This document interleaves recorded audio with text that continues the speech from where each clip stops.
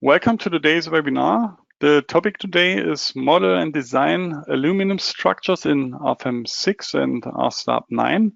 My name is Andreas Hörold. I'm responsible for marketing and public relations in the Dlubal Software company. For instance, the Dlubal website, the webinars, customer projects, and so on. I've been working for the Dlubal Software company for 12 years. And I will be the moderator today. The presenter will be Sonja, and Lucas will help me answering your questions, but they can introduce themselves. I would also like to welcome you to today's webinar. My name is Sonja von Bloh. I have been working for Dlubal Software for about 9 years now, and I mainly work in support. Yeah, hello also from my side. My name is Lucas. I'm working for Dlubal for 11 years and I'm working in the quality management department with the focus on the interfaces and steel design. Okay, thank you for your introduction. You can ask questions via the control panel on the right side of your screen. You can enter a short question here and Lucas and me will answer you. If you don't get an answer during the webinar, because there are too many, you will get an email afterwards. The other way is to watch the entire webinar and then email your questions to info@dlubal.com. Okay, then I switch off my webcam that you can see the full screen. To the agenda today, first point is the creation of an aluminum structure, such an facade structure on the right side of the screen. That's the model today. After the creation, we'll follow the load input and the combinatorics. Then Sonja will do the design of the structure according to Eurocode 9 and the evaluation of results and the report, the documentation in the printout report. Okay, then I hand over the screen to Sonja and that she can start.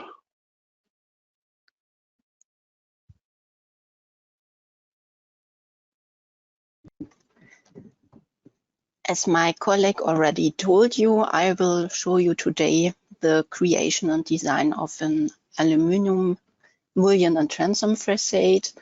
For this, I first create a new model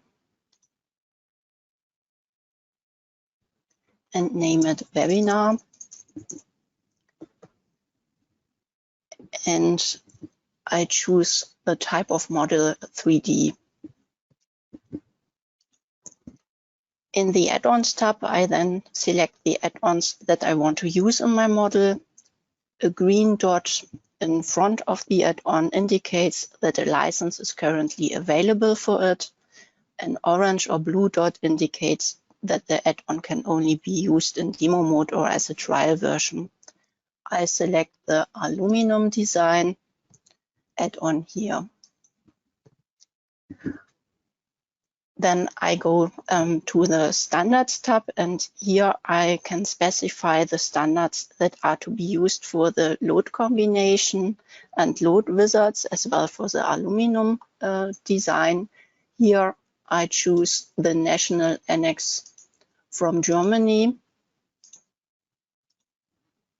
Also for aluminum design. Next to the European standards, we have also implemented other standards like the American standard ADM for the aluminum design.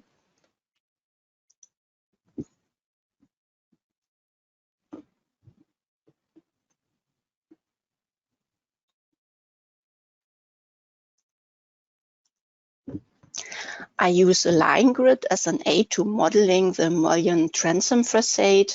The intersection points of the line grid represent snap points for the modeling and thus facilitate the creation of the structure.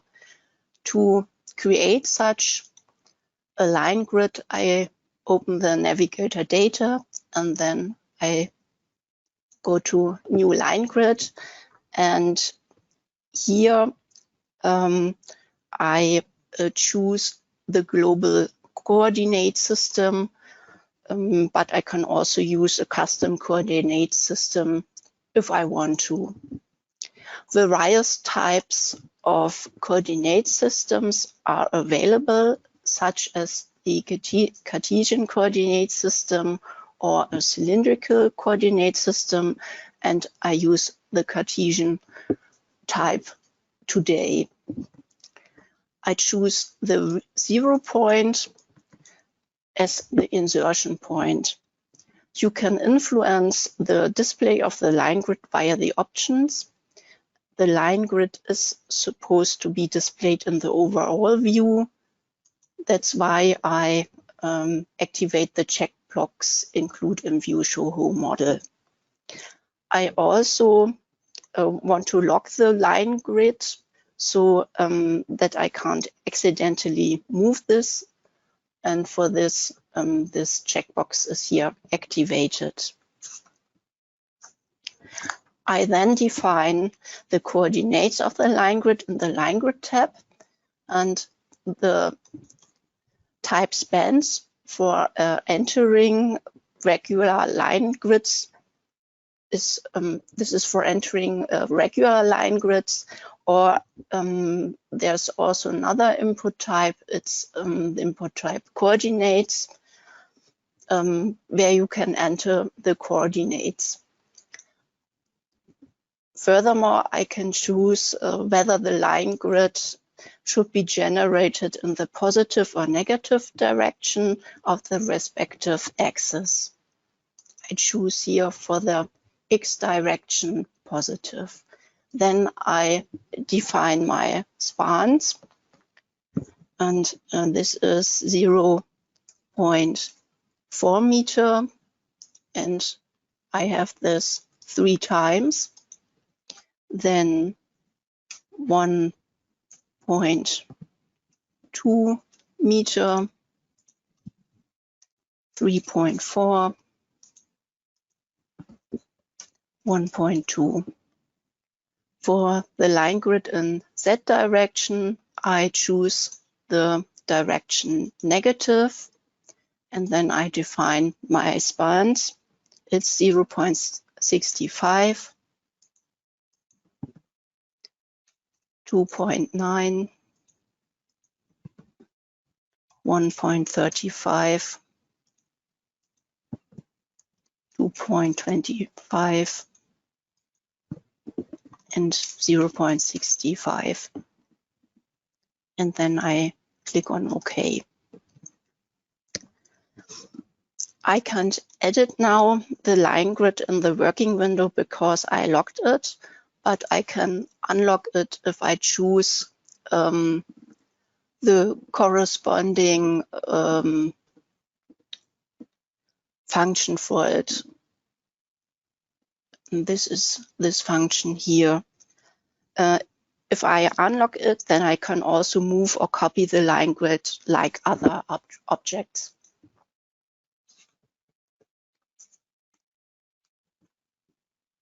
In order for the line grid to be snapped, the corresponding object snap must be activated. For this, I open the object snap, and here the checkbox line grids is already activated so that the line grids will be snapped. So this is okay in this case. Now I can start entering the model. And first I define the cross-section. The cross-section is a special cross-section that I previously created in our section. And I would now show you this cross-section in our section. For this, I go to the base data dialog, and here I have chosen the analysis method thin-walled analysis, and I've activated the option effective aluminum section for the calculation of effective aluminum sections. The selection of the analysis method or the standard is irrelevant when using the R-section cross-section in RFEM. You can select the analysis method in RFEM regardless of what is set in R-section. I will show you this later in RFEM. elements have been defined to enable the classification and calculation of the effective cross-section. This means that the subpanels that are required for this are also available. I now import this cross-section into RFEM. For this, I go back to RFEM and open the new section dialog. Then I choose the section and the thin walled model option is activated because the thin walled analysis method was defined in our section. But I can also disable this option, and then the gross cross-sectional values are calculated using the finite element method. If this option is not available for input, then no elements have been defined for this cross-section in our section. In the subpanel tab, you can see the generated subpanels of the cross-section for checking purposes. And I click here. Okay, I'll enter the mullions first. For this, I create a new member, and the mullions are of the type beam, and they are rotated by 270 degrees.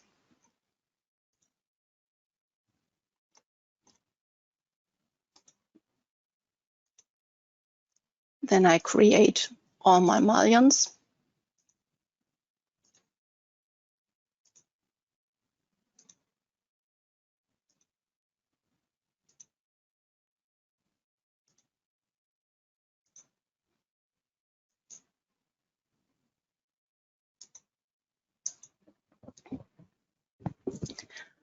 Before entering the beams, I check that the connect lines member function is activated. Then I enter the transoms, and the transoms are also rotated by 270 degrees, and they have a hinge on both sides. For this, I activate the hinges, and then I go to the tab hinges and create a new hinge type. The transoms have a member start and member end hinge about the Y and Z axis. So I choose these two hinges, and I click on OK, and then I can enter my transoms.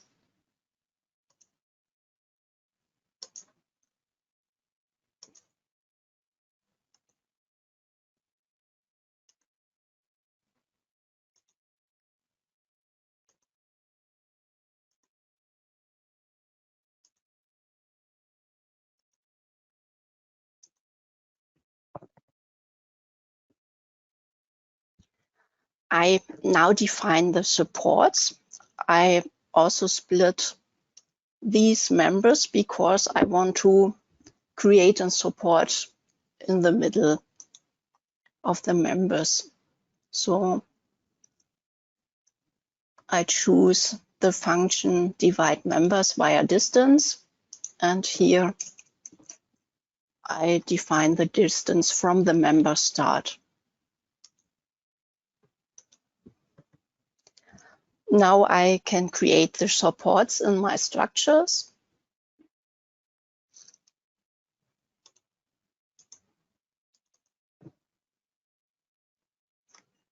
And I assign the hinged support to the node here in the left corner. And I create an additional support with UY and UZ and BZ and assign it to the nodes.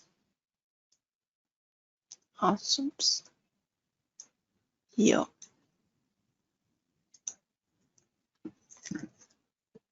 Then I need another support, and this is only here in UI direction.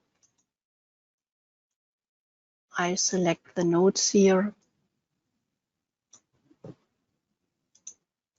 There's also the possibility to show the whole model in this window for controlling purposes. I can also show here the numbering. Then I need an additional support, and I assign it to the node here on the top left.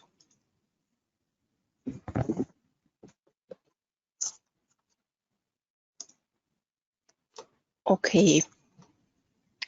The model has been created so far that I can now create the load cases. The load case self-weight is generated automatically. The active self-weight checkbox is already activated here, so that the self-weight of the structure is automatically generated as a load. In the static analysis settings list, you can select which calculation theory should be used to analyze the load case. Analysis types are already preset for this. I have here first order, second order, and large deformation. I choose here first order. The action category is important for the superposition. The partial safety factors and combination factors are stored in it. I choose here permanent. And I click here on OK. Furthermore, the glass weight should be defined in this load case. The weight of the glass is applied as concentrated load via the blocking points in the transom, and the block recess is 15 centimeters in my model. From the dimension and the area weight of the glass, I first calculate the concentrated load. For the lower pane here, that would be 2.4 meters multiplied by 0.75 meters multiplied by the basis weight of the glass. That might be 0.3 kilonewton per square meter. Half of the concentrated load must now be applied to each of the two blocking points on the transom. For this, I define a new member load, and I choose here the load distribution concentrated.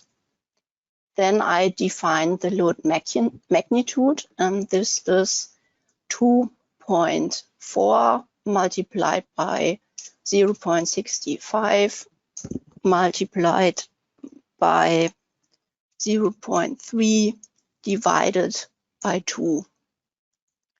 I have this also on the second point, and then I have to define the load distance.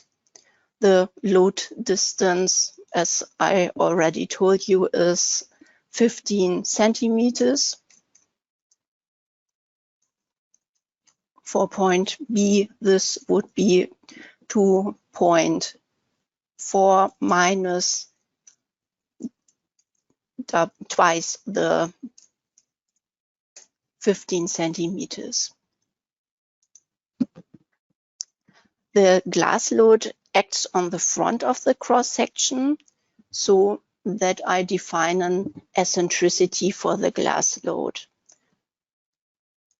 We go here to the top force eccentricity, and this eccentricity is 120 millimeters in relation to the shear center. Now I assign this load to this transom, and I would now have to calculate and apply these glass loads for each pane. This is a very time-consuming process, so I have created a script for this that generates these loads. With scripting, I can create the topology, the load cases, and the loads, among other things. However, you cannot read results, access external files, start a calculation, open or close files, or communicate with other applications such as Excel. The programming language is JavaScript. The scripts are managed in the script manager that you can see here on the right, and additional directories and scripts can be created in this script manager. This is possible directly in Windows or via the context menu. If I right-click here on the script, I can create here a new script or a new folder. You also have the option of creating a simple input dialog.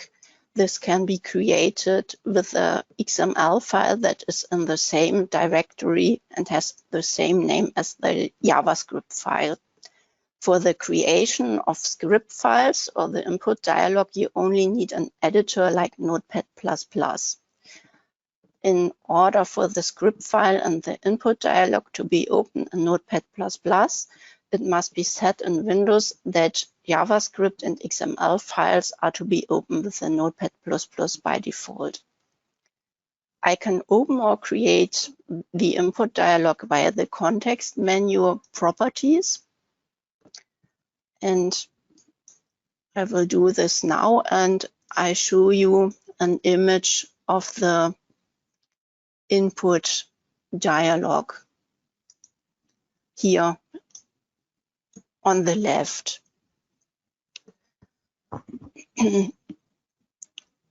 Here, with the variable name is to be defined with argument name.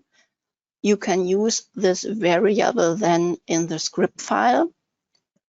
Furthermore, the standard value has to be defined with default value. We have defined 1 for the load case. You can see this here. This is a default value 1. And with label name, you can define the designation that is displayed in the input dialog. This is here load case number. You can see this in this input dialog here on the top. I will now open the script file, and I will briefly explain the algorithm. So I go here to Edit, and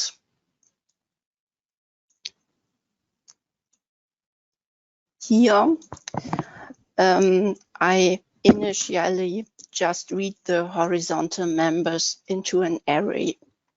Then I sort the horizontal members in the array first by their Z coordinate and then by their X coordinate. The horizontal members are now sorted above the other in the fields. Now I can define the glass height from the distance between the members and the glass width from the length of the members. And thus I can calculate the glass loads and apply them to the members. I will now create the glass loads by running the script. For this, I have to double click on this, and then I can change here the standard values. I can change here the load case where the loads will be created. then I can change the glass weight and so on. But I just run the script now. And now you can see the glass loads have been created. It's the same like I created them manually.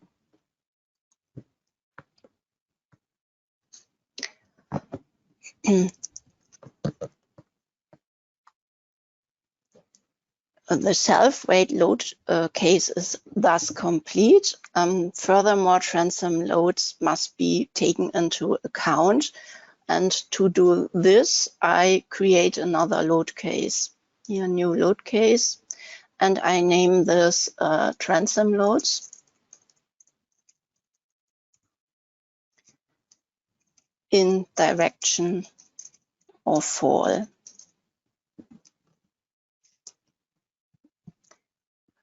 I assign here the action category imposed loads category B for office areas. Then I click here on OK. Horizontal loads on safety barriers are regulated in chapter 6.4 of the Eurocode 1991, part 1.1. They depend on the categories according to their use. For category B2, the horizontal load is 1 kilonewton per meter. I define this horizontal load 1 meter above the supports. And to do this, I first create the node 1 meter above the supports. For this, I select the nodes that I want to copy. And then I choose the move copy function, create a copy 1 meter above the supports, and then I click on OK. The supports were also generated, so I modify the nodes and I deactivate the checkbox support.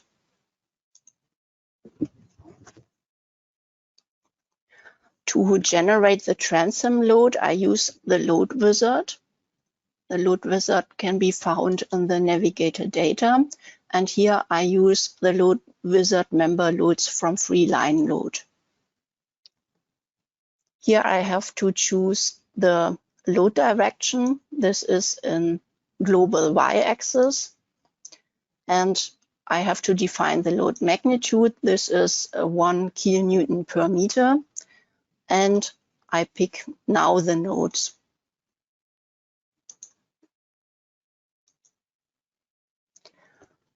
I have this load also 1 meter above this supports. For this, I copy the load and I only have to change the nodes.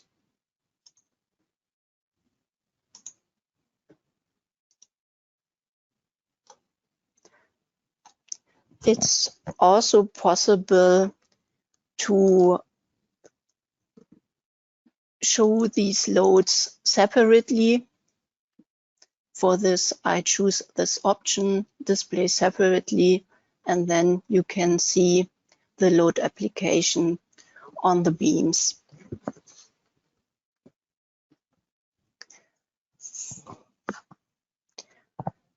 According to the German National Annex, the transom loads are also to be applied in the opposite direction with 50%, but at least 0.5 kilonewton per meter.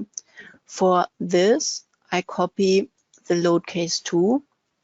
So I choose here copy load cases, and I only change here the load case name. This is transom loads in opposite direction.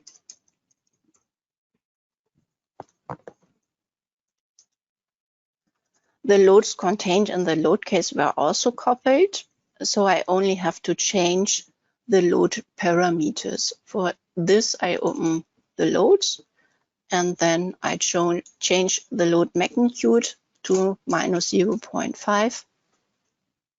And here also minus 0.5 kilonewton per meter. See here the loads. Furthermore, I have to define a load case wind pressure. I will do this. I name it wind pressure. And action category is wind. Then I create a surface load, also with the load wizard, and I use the load wizard member loads from area load. Here I choose the load distribution uniform, and I choose the coordinate system local Z to apply the load perpendicularly to the area load plane. I define here 0.7 kilonewton per square meter as the load magnitude. In the geometry tab, I define the area load plane by picking the corresponding nodes in the work window.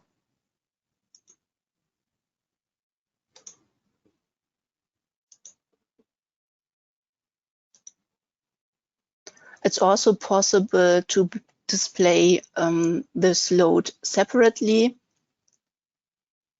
To do this, I choose the corresponding option.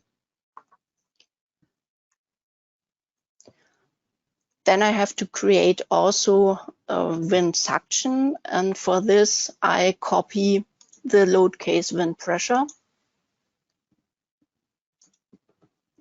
name it wind suction,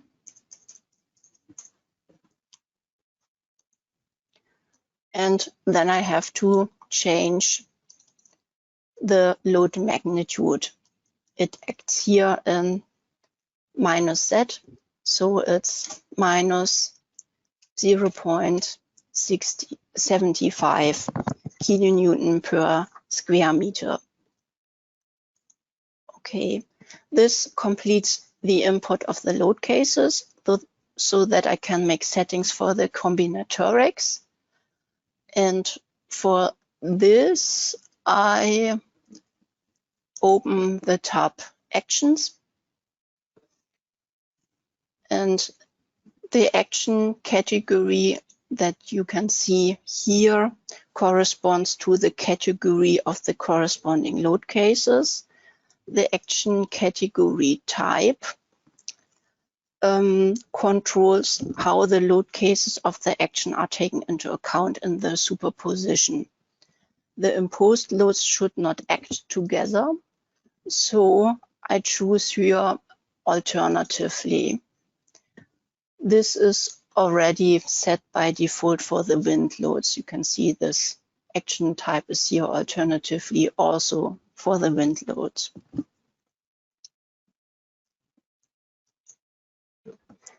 The standard described how the actions are to be combined. EN 1990 requires design of the ultimate limit state and the serviceability limit state, for which specific combination rules apply. These rules are implemented in the program. For design situations are created by default based on the standard you have chosen in the base data. I deactivate here the frequent and quasi-permanent loads because I don't need it here. And I want to reduce the number of my generated load combinations so that I define load case relationships for all design situations. So I choose my design situation, then I activate this checkbox, consider inclusive, exclusive load case, and create a new relationship. Here I go to exclusive load cases, and then I define that my wind pressure should not combine with the transom loads in direction of fall, and my wind suction should never be combined with my transom loads in opposite direction.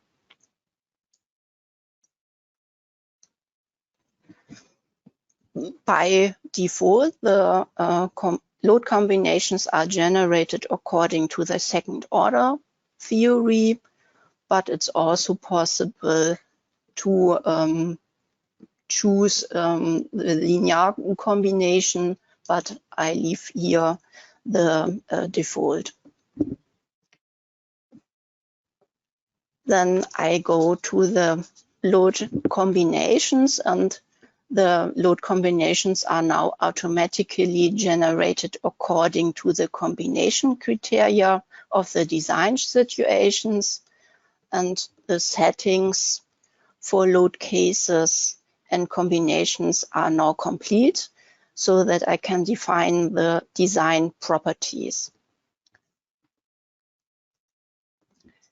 I would like to design the mullions as one component. To do this, I have to create sets of members for them.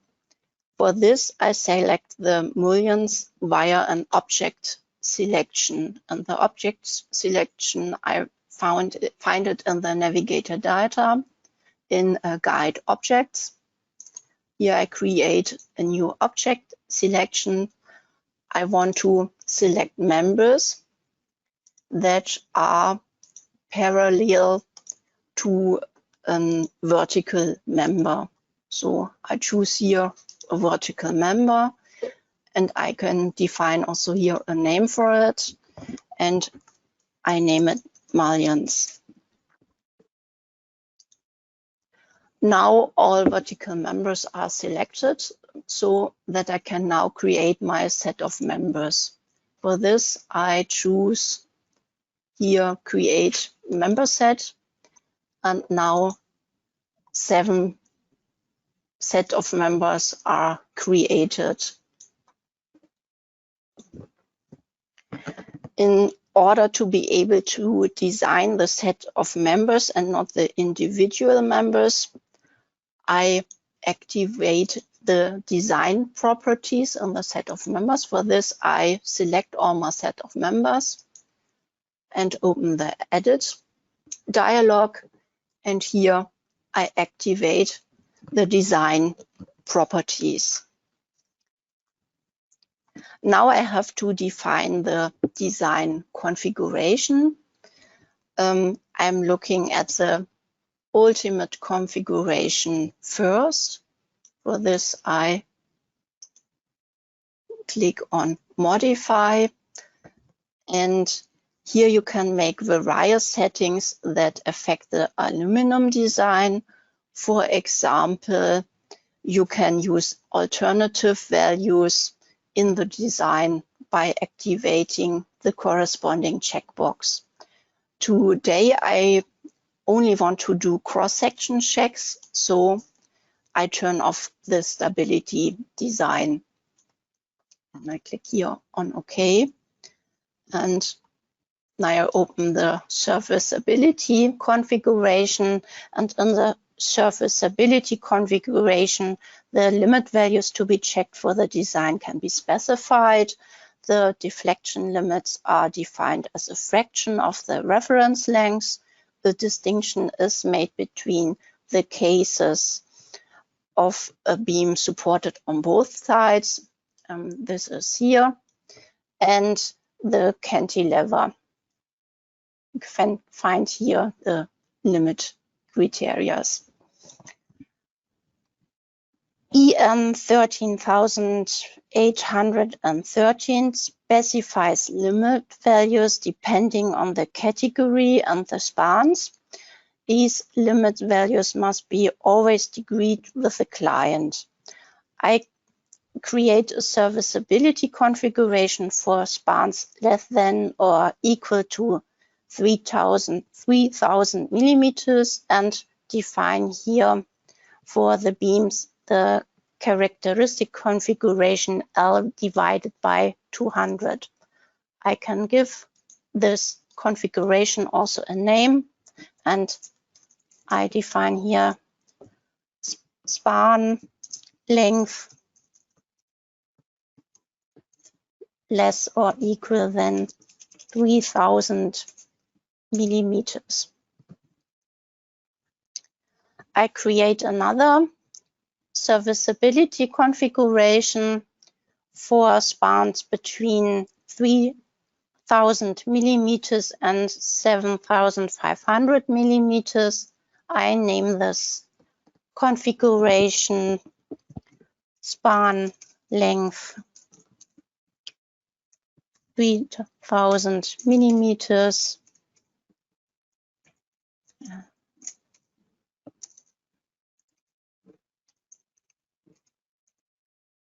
And I define here L divided by 300.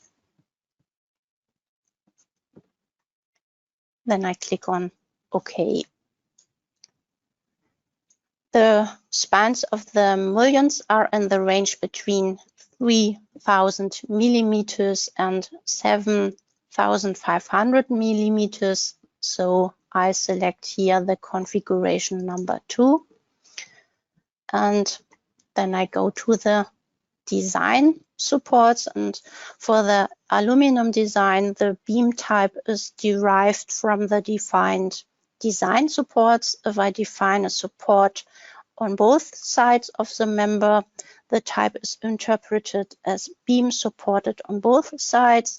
If a support is only defined on one member side, the member type is interpreted as cantilever.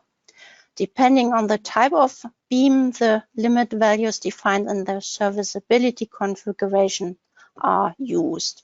First, I define the design supports at the start and end of the set of members.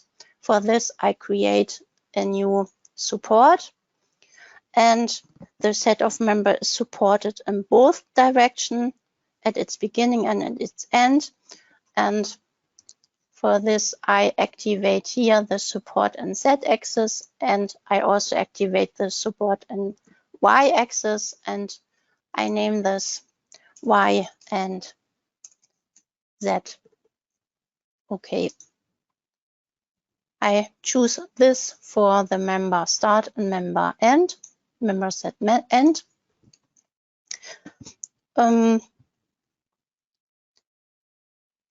The design supports also take on the function of segmenting the member for the deflection design. Such design supports can be arranged also at intermediate nodes of the member, and the mullion is supported here in the middle.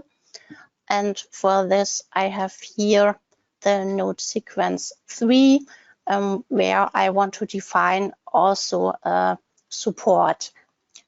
For this, I choose here a new design support because this is only supported in Z direction and not in Y direction. Okay, I name this Z. Choose here only support and Z axis, and then I click on OK.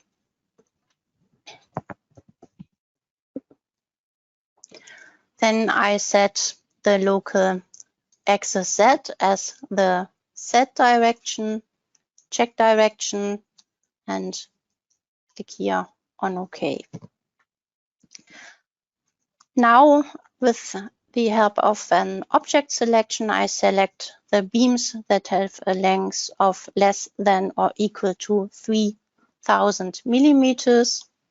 For this, I open the object selection again, new object selection.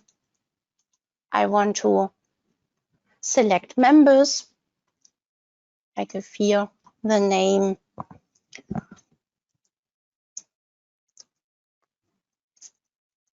beams with L less or equal 3000 millimeters. and the members are parallel to an horizontal member. I choose it here. And the members have a length less or equal to 3 meters. I click on OK, and then I define the aluminum design properties. For this, I edit the selected members, go to the top design configuration, serviceability configuration for span length less or equal 3000 millimeter is already chosen, so this is okay. Then I can go to the design supports and deflection, and the beams are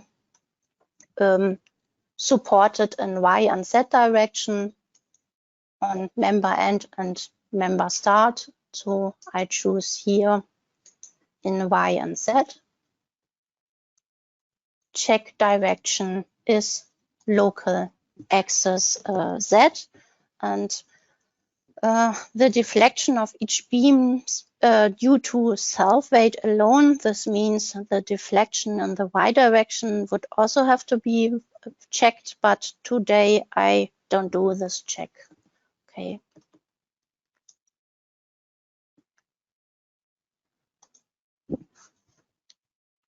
Now I select the beams that have a length between 3 meters and 7.5 meters. So I select these beams, and then I assign the design configuration. For this, I have to choose the design configuration 2. Here I also have to define the design supports. They are supported in Y and Z on member start and member end, and check direction is local axis Z.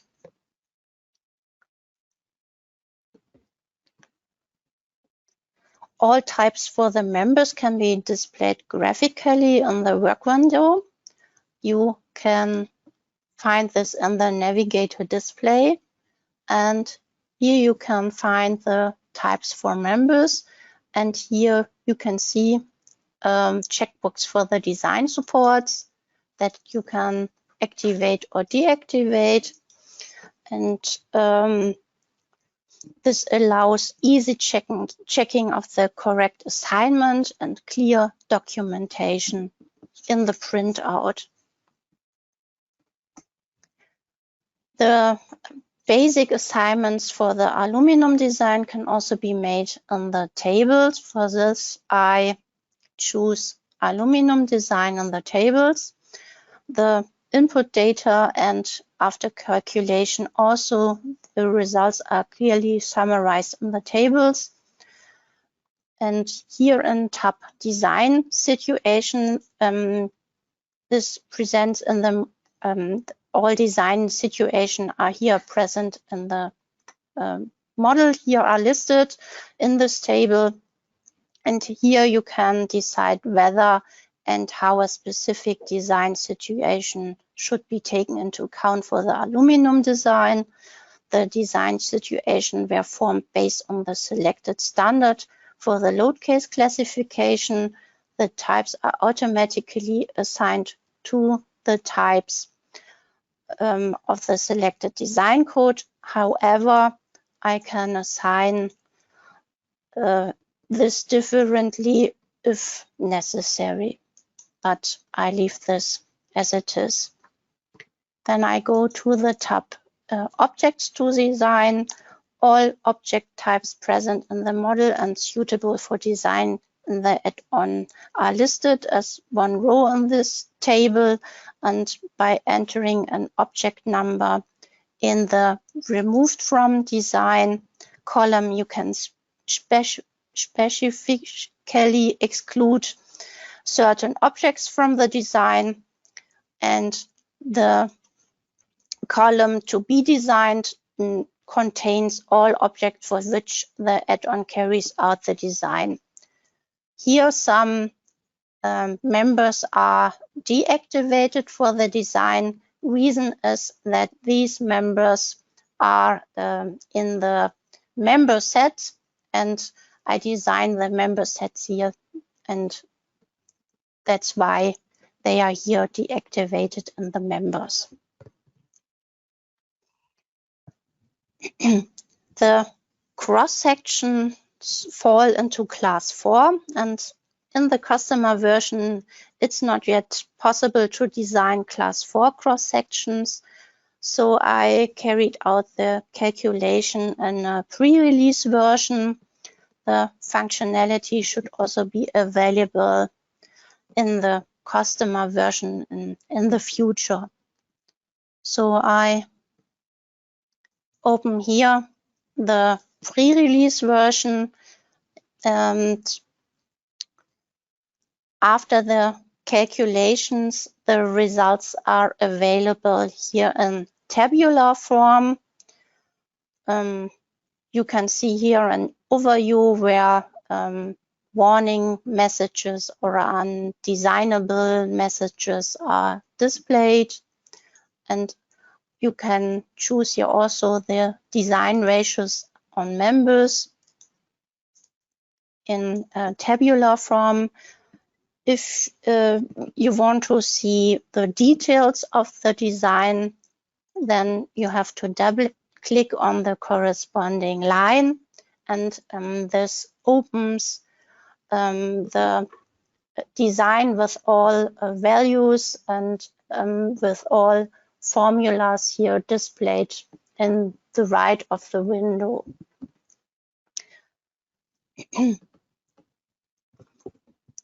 Further detailed graphics are also available if you click here on this button.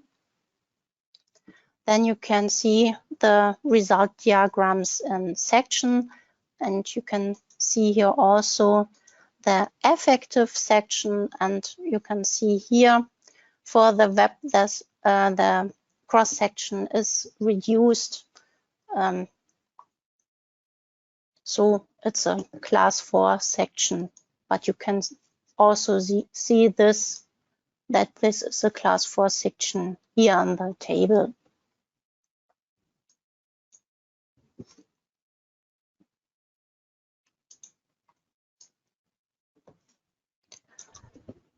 You can also display all results graphically in the work window.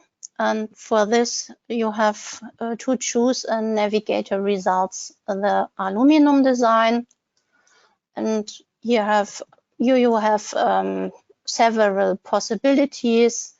You can display the ratio envelope, the maximum of all design checks, or it's possible to display only the serviceability limit state. In the bottom, you have also the possibility to show the units and so on. Finally, I would like to show you the documentation. The documentation is done in the printout report. You can include aluminum design types, input data, and aluminum design result tables in the printout report manager. To do this, I create a new printout report. And here on this list, it's possible to choose the items that you want to put in your documentation. I choose here all, then I reverse the selection, invert the selection, because I only want to choose my aluminum design for the documentation. And here I activate the corresponding checkboxes. I want to have the design ratio on members by design situation in my printout report. Then I click on Save and Show, and the printout report will then be generated and opened. Here I have my results in tabular form. It's also possible to print graphics to the printout report. To do this, I go here to this function, print graphics to the printout report. You see a preview here on the right. You can also rotate this picture if you want to. I will rotate it by 270 degrees. It's also possible to scale this graphic picture if you want to. And I now want to save it and show it in the printout report. And now you can see, okay, there's also a picture in it. With the documentation, I have now come to the end of my presentation. I now give the floor back to Andreas. Okay, Sonja, thank you for this presentation. I think it was a good example to show all the features in the aluminum design in RFEM 6. Yeah, it's also valid for RSTAB 9. Yeah, it's a structure that you could also design with RSTAB 9. Okay, at the end of the webinar, I would like to show you where you can find the recording and the provided files. I hold back the screen, just a moment. So now you should see my screen. That's our website, dlubal.com. And under News and Events, you can find our webinars. That's today's webinar.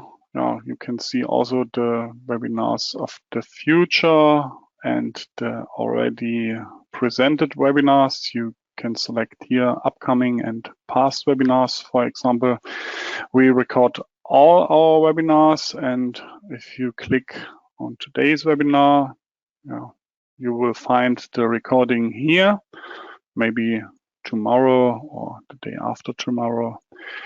And you can already download the model, JavaScript, and XML files of the webinar, and you can go through the webinar with the recording and the provided files afterwards. Yeah, if you don't have got already RFEM 6 and RSTAB 9, you can use the free trial version for both. You can click on the link and you can see the RFEM 6 and RSTAB 9 program. Yeah, they contain all add-ons, and you can test the versions for 90 days. Also, our section is available and our wind.